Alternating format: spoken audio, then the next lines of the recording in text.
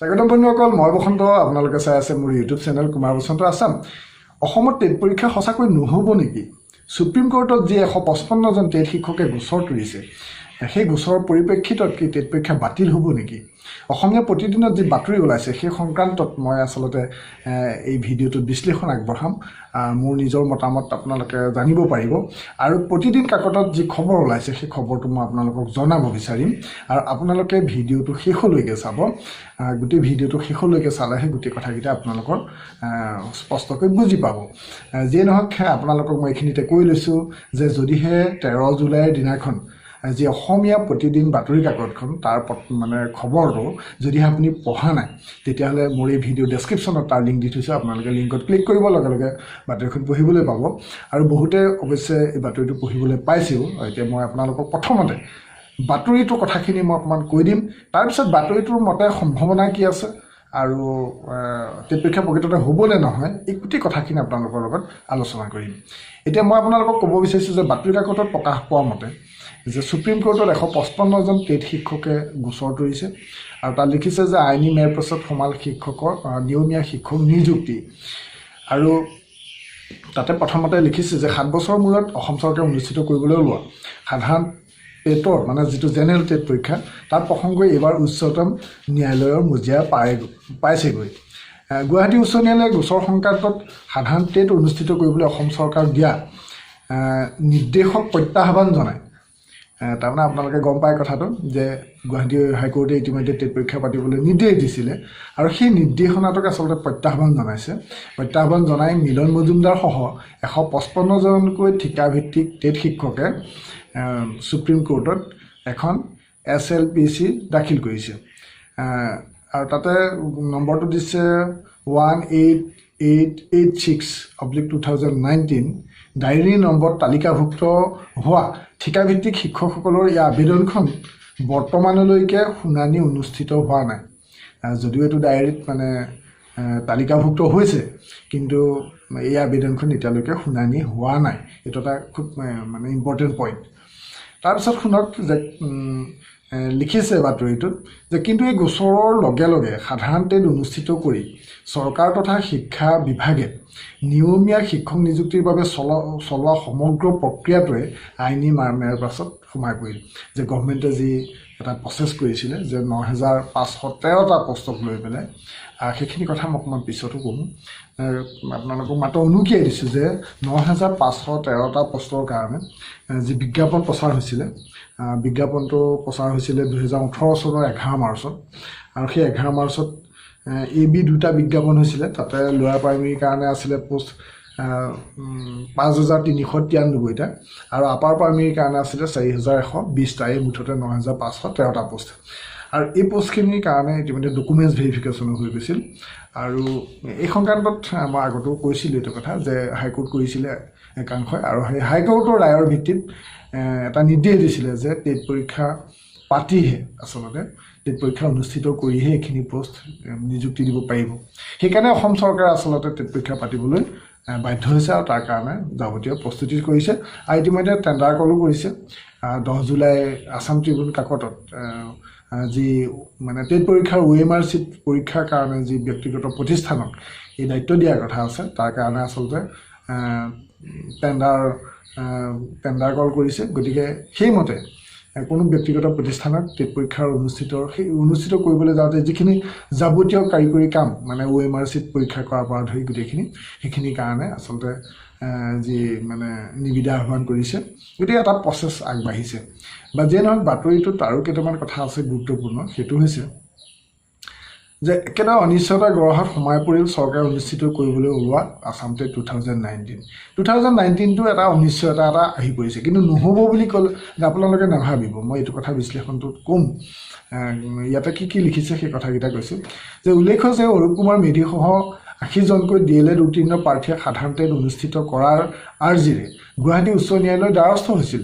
আৰু প্ৰথম পৰ্যায়ত উচ্চ ন্যায়ালয়ৰ এজনীয়া বিচাৰপীঠে এই DLED প্ৰাৰ্থীসকলৰ সপক্ষে কোনো ৰায় প্ৰদান কৰা নাছিল, যদিও পৰৱৰ্তী সময়ত কি হয়, ৰিট আপিল কৰিছিলে। আৰু ৰিট আপিলৰ শুনানি লৈ পেলাই উচ্চ ন্যায়ালয়ে কি কৰিছিলে, 28 মাৰ্চত অসম চৰকাৰ তথা শিক্ষা বিভাগক সাধাৰণ টেট অনুষ্ঠিত কৰিবলৈ নিৰ্দেশ দিছিল। আৰু লগতে সাধাৰণ টেট অনুষ্ঠিত কৰাৰ পিছতহে নিয়মীয়া শিক্ষক পদৰ বাবে বিজ্ঞাপন প্ৰকাশ কৰি যাৱতীয় নিযুক্তি প্ৰক্ৰিয়া চলাবলৈ নিৰ্দেশ দিছিল গুৱাহাটী হাইকোৰ্টে। তাৰপিছত কথাটো আহিল, জানিব পৰা মতে উচ্চ ন্যায়ালয়ৰ এক নিৰ্দেশৰ পিছতে অসম চৰকাৰৰ শিক্ষা বিভাগে টেট অনুষ্ঠিত কৰিবলৈ যাৱতীয় প্ৰক্ৰিয়া আৰম্ভ কৰিছিল, এইটো প্ৰতিদিনত ওলোৱা বাতৰি মতে।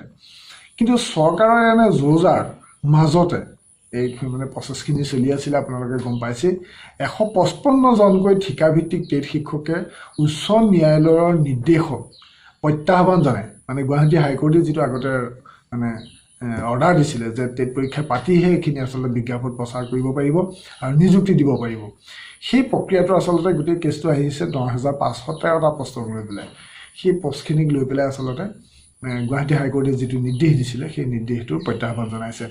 তাৰপিছত আপোনালোকক কওঁ যে ইয়াতে কিছুমান পইণ্টো আছে, আপোনালোকে ভিডিঅ'টো অকণমান শেষলৈকে চাব, কথাকেইটা অকণমান বুজি পাব ভালকৈ। তাৰপিছত অসম চৰকাৰে আৰম্ভ কৰিছিল বুলি কৈছে, আৰু মই আপোনালোকক বাতৰিটোৰ অকণমান অংশ, বহুতে বাতৰিটো পঢ়িছে যিহেতু, মই অকণমান অংশ এৰি মই পিছৰকণ পঢ়ি দিছোঁ। সেইটো হৈছে এই প্ৰতিবাদী কাৰ্যসূচী লৈছিলে ঠিকাভিত্তিক শিক্ষকে, সেইবোৰ কথা আছে। তাৰপিছত আছে কথাটো, সেইটো হৈছে যে টেট অনুষ্ঠিত কৰাৰ উচ্চ ন্যায়ালয়ৰ নিৰ্দেশক উচ্চতম ন্যায়ালয়ত প্ৰত্যাহ্বান জনোৱাৰ লগে লগে শিক্ষকৰ চাকৰি নিয়মীয়াকৰণ বিষয়টো আইনী মেৰপেচত মানে সোমাই পৰিল। কিয়নো উচ্চ ন্যায়ালয়ৰ নিৰ্দেশনাত স্পষ্টভাৱে উল্লেখ কৰিছিল যে টেট অনুষ্ঠিত কৰি সকলোকে অংশগ্ৰহণৰ সুবিধা দি ফলাফল ঘোষণাৰ পিছতহে 2018 চনৰ 11 মাৰ্চত প্ৰকাশ কৰা A আৰু B বিজ্ঞাপন অনুসৰি প্ৰাথমিক আৰু উচ্চ প্ৰাথমিক বিদ্যালয়ত শিক্ষক নিযুক্তি প্ৰক্ৰিয়া আৰম্ভ কৰিব পাৰিব। মানে 2018 চনৰ 11 মাৰ্চত যি মানে এডভাৰটাইজ কৰিছিলে 9513টা পোষ্টক লৈ, সেইখিনি নিযুক্তি প্ৰক্ৰিয়া অসম চৰকাৰে কেতিয়া অনুষ্ঠিত কৰিব পাৰিব বুলি কৈছিল হাইকোৰ্টে, যে টেট পৰীক্ষা অনুষ্ঠিত কৰি ল'ব লাগিব, সেই কথাটো কৈছে। তাৰপিছত নেক্সট আছে, এতিয়া সমগ্ৰ বিষয়টো লৈ উচ্চতম ন্যায়ালয়ে কি ৰায় দিয়ে সেয়া লক্ষণীয় বিষয় হৈ পৰিছে। আৰু মন কৰিবলগীয়া, একেবাৰে লাষ্টৰ এইটো এটা ইম্পৰ্টেণ্ট পইণ্ট, যে মন কৰিবলগীয়া যে অৰূপ কুমাৰ মেধিসহ 80জনকৈ DLED উত্তীৰ্ণ প্ৰাৰ্থীক উচ্চতম ন্যায়ালয়ত ৰুজু কৰা গোচৰটোত পদকীয়া পক্ষ হিচাপে ৰখা হৈছে। এতিয়া অৰূপ কুমাৰ মেধিসহ সেই 80জনে যি হাইকোৰ্ট কৰিছিলে, সেই হাইকোৰ্টৰ ৰায়ত আচলতে সেই 9513টা পোষ্ট এপইণ্টমেণ্ট দিয়াৰ গোটেই প্ৰচেছটো স্থগিত হৈ পৰিছিলে, আৰু স্থগিত হৈ যোৱাৰ কাৰণে এইবাৰ ঠিকাভিত্তিত 155জন শিক্ষকে সুপ্ৰিম কোৰ্টত যিটো মানে গোচৰ দিছে, সেই গোচৰটোৰ মতে তাতে কি হৈছে, পদকীয়া পক্ষ হিচাপে এই যিখিনি আচলতে আগতে হাইকোৰ্ট কৰিছিলে, সেই হাইকোৰ্ট কৰা 80জনক আচলতে অৰূপ কুমাৰ মেধিসহ সেই 80জনক পদকীয়া পক্ষ হিচাপে ৰখা হৈছে বুলি কৈছে। গোচৰীয়া পদকীয়া বুজি পাইছে নহয়। এতিয়া কথাটো হ'ল যে এই যে সুপ্ৰিম কোৰ্টত 155জন টেট শিক্ষকে গোচৰ তৰিলে, এই গোচৰটোৰ লগত প্ৰধানকৈ জড়িত হৈ আছে 9513টা পোষ্ট যি পাৰ্মানেণ্ট এপইণ্টমেণ্ট দিব বিচাৰিছিলে 2018 চনৰ যি 11 মাৰ্চত এডভাৰটাইজ ওলাইছিলে, আৰু সেই এডভাৰটাইজৰ কাৰণে ডকুমেণ্টছ ভেৰিফিকেশ্যন হৈছিলে। আৰু যদিহে এই 80জন DLED উত্তীৰ্ণ প্ৰাৰ্থীয়ে হাইকোৰ্ট নকৰিলেহেঁতেন, তেতিয়া 9513 পোষ্টত ইতিমধ্যে এপইণ্টমেণ্ট হৈ গ'লহেঁতেন, আৰু সেই এপইণ্টমেণ্ট কোনে পালেহেঁতেন? ঠিকাভিত্তিক শিক্ষকসকলে পালেহেঁতেন। প্ৰকৃততে সেই 80জনে যি গোচৰ তৰিছিলে, সেই গোচৰৰ পৰিপ্ৰেক্ষিততে আচলতে গুৱাহাটী হাইকোৰ্টে এইটো ৰায় দিছিলে, আৰু সেইখিনি মানে এপইণ্টমেণ্ট প্ৰক্ৰিয়াটো বন্ধ কৰি দিছিলে, আৰু নতুনকৈ টেট পৰীক্ষা পাতিবলৈ নিৰ্দেশ দিছিলে। এতিয়া 9513টা পোষ্টক লৈ পেলাই গোটেই কথাটো হৈ আছে, যে 9013টা মানে 9513টা পোষ্টক লৈ পেলাই এতিয়া যি সুপ্ৰিম কোৰ্ট কৰিছে। এতিয়া মই আপোনালোকক এইটো কথাই কৈছোঁ যে প্ৰকৃততে টেট পৰীক্ষা হ'বনে নহয়। গতিকে আপোনালোকে এটা কথা বুজি উঠক যে সুপ্ৰিম কোৰ্টে আচলতে কি ৰায় দিয়ে, সেই ৰায়লৈ আমি বাট চাব লাগিব নিশ্চয়।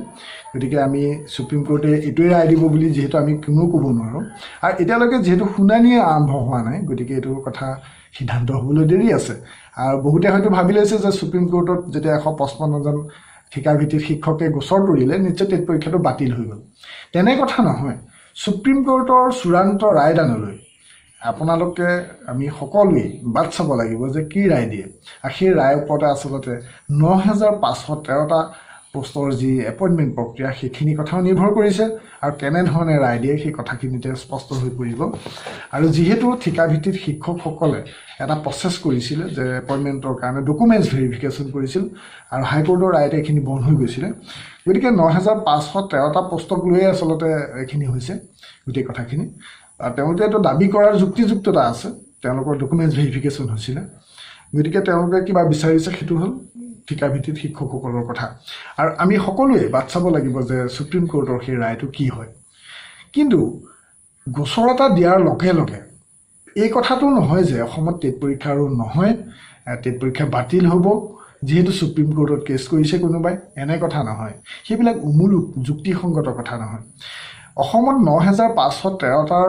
উপৰিও আৰু পোষ্ট আছে আপোনালোকে গম পায় প্ৰায় ১৭,০০০ মান পোষ্ট এতিয়া LPMEত খালী হৈ আছে আৰু এই ৯৫০০ পদৰ বাদ দিও সেই পদখিনিক যদি কিবা কাৰণত নিদিয়েও ধৰি লওক আগৰ ডকুমেণ্টছ ভেৰিফিকেশ্যনৰ কৰা সকলোকে দিলে তেতিয়াও আপোনালোকে ভাবি লওকচোন ৯৫১৩টা পোষ্টৰ বাদ দি বাকী যিখিনি খালী পদ আছে প্ৰায় ১৭,০০০ পদ এতিয়া খালী হৈছে বুলি তথ্য প্ৰকাশ হৈছে আৰু এই পদখিনি নিযুক্তি কেনেকৈ দিব কাৰণ কেছখন লাগিছে ৯৫১৩টা পোষ্টক লৈ অসমত টেট পৰীক্ষা হ'ব নহ'ব সেইটো ওপৰত কেছখন নহয় যে এই যে ১৫৫জনে সুপ্ৰিম কোৰ্ট কৰিবলৈ গৈছে হাইকোৰ্টৰ ৰায়ৰ প্ৰত্যাহ্বান জনাইহে গৈছে তাৰমানে অসমত টেট পৰীক্ষা পাতিব নোৱাৰিব অসমত টেট পৰীক্ষা কোনো কালে অনুষ্ঠিত হ'ব নোৱাৰিব এনেধৰণৰ বিষয় লৈ পেলাই নহয় আচলতে যিটো হাইকোৰ্টে ৰায় দিছিলে সেই ৰায়টো প্ৰত্যাহ্বান জনায় কিন্তু NCTৰ নৰ্মছ মতে প্ৰতি বছৰে অসমত টেট পৰীক্ষা অনুষ্ঠিত কৰিব লাগে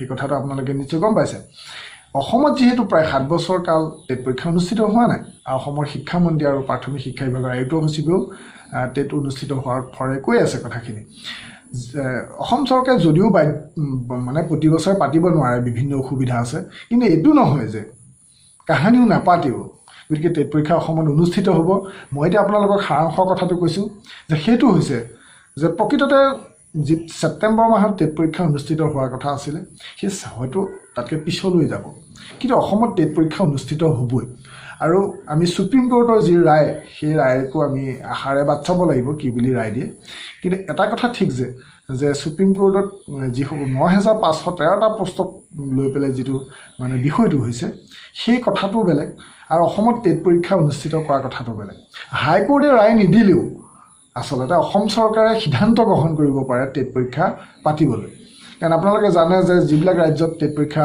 অনুষ্ঠিত হৈছে বা হাইকোৰ্টৰ ৰায় দিয়া মতে নহয় বা ২০১২ চনত যি টেট পৰীক্ষা অনুষ্ঠিত হৈছিলে বা পৰৱৰ্তী সময়ত যি হৈছিলে স্পেচিয়েল টেট সেইখিনি হাইকোৰ্টৰ ৰায় মতে নহয় মানে হাইকোৰ্টে ৰায় দিলেহে যে টেট পৰীক্ষা পাতিব লাগিব সেইটো কথা নহয় অসম চৰকাৰৰ শিক্ষা বিভাগে যেতিয়াই প্ৰয়োজন বোধ কৰে যেতিয়াই শিক্ষকৰ নাটনিৰ কাৰণে বা এইখিনি সিদ্ধান্ত গ্ৰহণ কৰে তেতিয়াই টেট পৰীক্ষা অনুষ্ঠিত কৰিব পাৰে আৰু নেশ্যনেল কাউন্সিল ফৰ টিচাৰ এডুকেশ্যনৰ যি ৰুল ৰেগুলেশ্যন আছে সেইমতে আচলতে প্ৰতি বছৰে টেট পৰীক্ষা পাতিব লাগে আপোনালোকে গম পায় চেণ্ট্ৰেল টেট বছৰেকত দুবাৰকৈ অনুষ্ঠিত হয় গতিকে আপোনালোকে প্ৰিপেৰেশ্যনটো ভালকৈ কৰি থাকক আপোনালোকৰ কাৰণে চেণ্ট্ৰেল টেট আহি আছে চেণ্ট্ৰেল টেটত এপিয়াৰ হ'ব পাৰিব চেণ্ট্ৰেল টেট দি পেলাই সফল হ'ব পাৰিব আৰু আছাম টেট যেতিয়াই হ'ব তেতিয়া আপোনালোক বহিব কথা সিমানে অনিশ্চয়তাত নাথাকিব গতিকে মই এই ভিডিঅ'টো প্ৰস্তুত কৰিলোঁ এইটো কথা কাৰণে যে যিসকলে ভাবি আছে যে ১৫৫জনে সুপ্ৰিম কোৰ্ট কৰাৰ লগে লগে টেট পৰীক্ষা অনুষ্ঠিত নহ'ব সেইটো কথা নহয় টেট পৰীক্ষা অনুষ্ঠিত হ'ব কিছু পলম হ'ব পাৰে কিন্তু আপুনি নিজকে সাজু কৰি তোলক এই ধৰণৰ বাতৰিবিলাক পঢ়ি বা শুনি আপোনালোক হতাশ নহ'ব যদি হতাশ হয় সেইটোৱে হ'ল আপোনালোকৰ কাৰণে ডাঙৰ লোকচানৰ কথা কাৰণ একেবাৰে টেট পৰীক্ষা অনুষ্ঠিত নহ'ব বুলি এনে কোনো কথা নাই এতিয়া গোচৰ কোনোবাই দিছে মোলৈ বহুতে মোৰ চেনেলতে আচলতে বহুতে কমেণ্ট কৰিছে মোলৈও ব্যক্তিগতভাৱে মেছেজ দিছে সুপ্ৰিম কোৰ্টত এইখিনি শুনানি লোৱাই নাই ৰায়দান কৰাই নাই কিন্তু বহুতে ঘোষণাই কৰিলে যে অসমত টেট পৰীক্ষা অনুষ্ঠিত নহয় তাৰমানে সুপ্ৰিম কোৰ্টে ৰায় দিয়াৰ আগতে সেইসকলে আচলতে নিজাববীয়াকৈ ৰায় দিয়ে যিয়ে নহওক মই আপোনালোকক এটা কথা কওঁ যে আপোনালোকে আগন্তুক যি মানে টেট পৰীক্ষা চেণ্ট্ৰেল টেটটো হ'বই গতিকে আপোনালোকেতো চেণ্ট্ৰেল টেট দিয়াত একো সুবিধা নাই প্ৰিপেৰেশ্যনটো ঠিককৈ কৰক তাৰপিছত আছাম টেট যেতিয়া অনুষ্ঠিত হয় তেতিয়াই দি দিব দুদিন দেৰি হ'ল কি আছে যেতিয়া সুবিধা হ'ব আইনী মেৰ পাছৰ কথা আছে কিন্তু একেবাৰে নহ'ব আৰু প্ৰিপেৰেশ্যনবোৰ মই এনেই কৰিলোঁ এনে কথা নাভাবিব গতিকে ভিডিঅ'টো মূল কথাখিনি ইমানেই মই কি ক'ব বিচাৰিছোঁ আপোনালোকে নিশ্চয় বুজি পাইছে আৰু বিভিন্ন প্ৰতিযোগিতামূলক পৰীক্ষা আহি আছে আপোনালোকে নিজক সাজু কৰক হতাশ নহ'ব অসমত টেট পৰীক্ষা হ'বই আপোনাৰ জীৱনৰ সোণালী সপোনবিলাক বাস্তৱ ৰূপ দিব পাৰিব কেতিয়াও হতাশ নহ'ব গতিকে এইখিনিকে কৈ মই আজি ভিডিঅ'টো সামৰিব বিচাৰিছোঁ যিসকলে প্ৰথমবাৰৰ কাৰণে মোৰ চেনেলটো চাইছে নিশ্চয় ছাবস্ক্ৰাইব কৰিব এনেধৰণৰ দৰকাৰী ইনফৰ্মেশ্যনবোৰ পাই থাকিব আৰু প্ৰতিদিনে নিশাৰ ভাগত মই লাইভ অনুষ্ঠান দি থাকোঁ সেই লাইভত অংশগ্ৰহণ কৰিব আৰু অসমত হ'বলগীয়া টেট পৰীক্ষাৰ লগতে টেট বুলি কওঁতে চেণ্ট্ৰেল টেট আৰু আছাম টেট এই দুয়োবিধি এই টেট পৰীক্ষাৰ লগতে বিভিন্ন প্ৰতিযোগিতামূলক পৰীক্ষাত সহায় হ'ব পৰাকৈ মই ভিডিঅ' প্ৰস্তুত কৰি আছোঁ লাইভ দি আছোঁ গতিকে আপোনালোকে অংশগ্ৰহণ কৰিব যিসকলে প্ৰথমবাৰ চাইছে ছাবস্ক্ৰাইব কৰিব লগতে বেল আইকনটো প্ৰেছ কৰি দিব আৰু ভিডিঅ'টো যদি ভাল পাইছে নিশ্চয় লাইক এটা কৰিব আপোনালোকৰ মতামত জৰুৰ জনাব নহয় জানো এই গোটেই কথাখিনিৰ পৰা আপুনি কি বুজিলে আপোনাৰ মনৰ কি ক্ৰিয়া হ'ল নিশ্চয় কমেণ্ট কৰি জনাব আজিলৈ ইমানটা সামৰণি মাৰিছোঁ থেংক ইউ ফৰ ৱাচিং জয় অসম।